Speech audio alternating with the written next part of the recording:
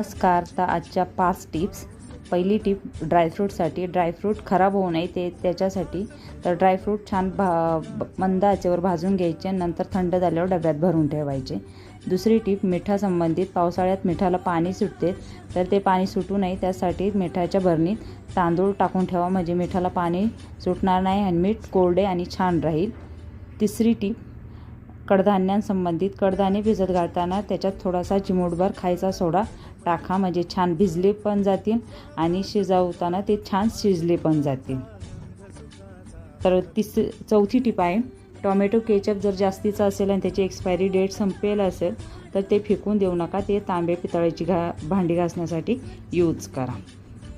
आणि पाचवी टीप भटुऱ्यांसाठी. भटुरे छान फुगण्यासाठी मस्त त्याच्यात कुस्करलेला बटाटा टाका. व्हिडिओ आवडल्यास लाईक करा, शेअर करा आणि चॅनलला सबस्क्राईब करा. बाय. थँक्यू.